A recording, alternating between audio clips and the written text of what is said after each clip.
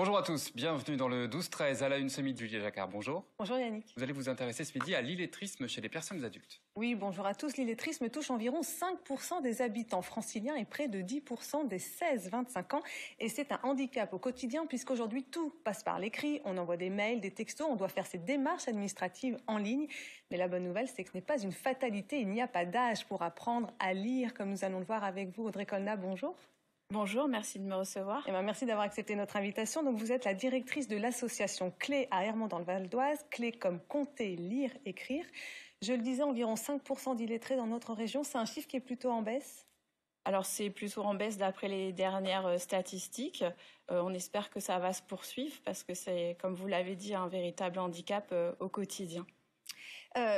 Pour essayer de mettre tout le monde d'accord, quand on parle d'illettrisme, on parle de quoi exactement ?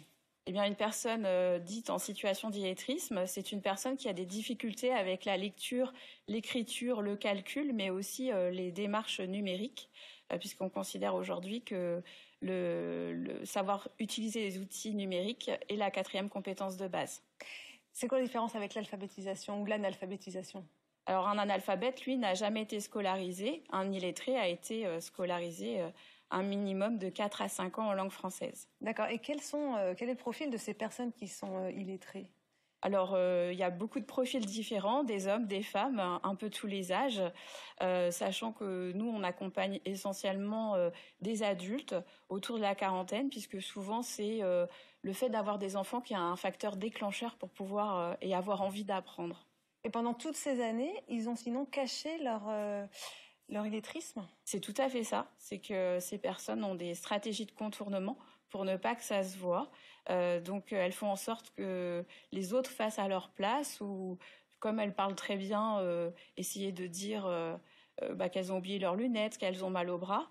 Mais néanmoins, elles sont en difficulté avec la lecture et l'écriture. Et on en a tous autour de nous, sans le savoir. Donc ça veut dire qu'on doit nous aussi être attentifs justement à ces solutions de contournement dont vous parliez. Ou alors il faut faire comme si on ne voyait pas. C'est toujours gênant C'est difficile d'en parler. Oui, je suis d'accord. Ouais, c'est très difficile d'en parler puisque c'est souvent une honte pour les personnes qui sont en difficulté. C'est souvent une vie qui a été un peu compliquée. Donc il faut leur laisser le temps de venir. Il faut les mettre en confiance. On peut déceler effectivement des indices, mais il faut leur laisser le temps d'en parler. Regardons un instant ces chiffres. Il faut savoir que chaque année, lors des journées défense et citoyenneté, il y a un test de lecture qui est fait, ce qui permet d'avoir un état du niveau des jeunes. Résultat, en 2020, 9,5% des 16-25 ans sont en grande difficulté de lecture. Et en Ile-de-France, il y a une disparité importante selon les départements.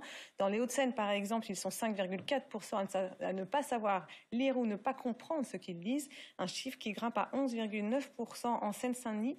Audrey Colna, comment expliquer ça alors que tous sont allés à l'école, puisque l'école est obligatoire en France jusqu'à 16 ans, et une des missions de l'école, c'est bien d'apprendre à lire et à écrire. Ah oui, tout à fait. Alors, comme ils sont tous allés à l'école, ils ont eu des compétences pour la plupart, mais le fait de ne pas les utiliser, ces compétences s'effritent, se perdent avec le temps. Donc, quand on ne lit pas, comme toute compétence inutilisée, ça se perd un petit peu.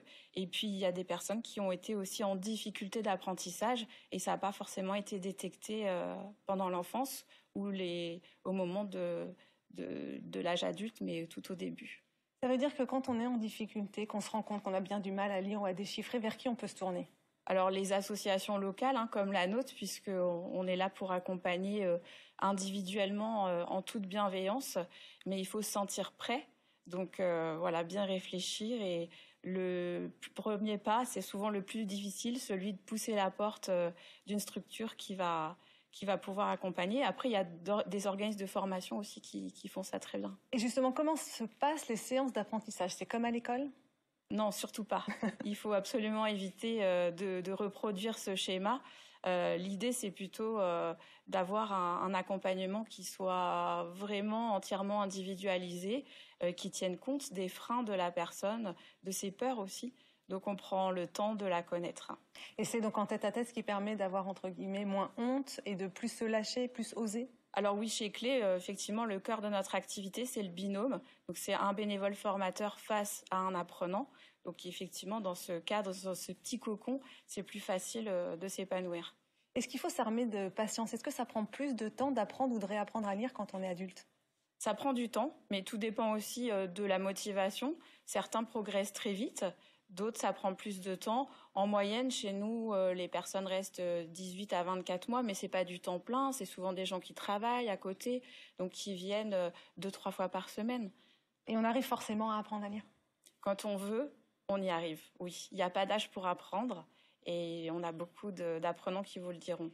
J'imagine aussi que ça a un effet boule de neige, c'est-à-dire que ça débloque beaucoup de situations après dans sa vie quotidienne. Ah oui, le fait d'apprendre, ça permet de prendre confiance en soi et effectivement de progresser au niveau professionnel, de mieux accompagner ses enfants.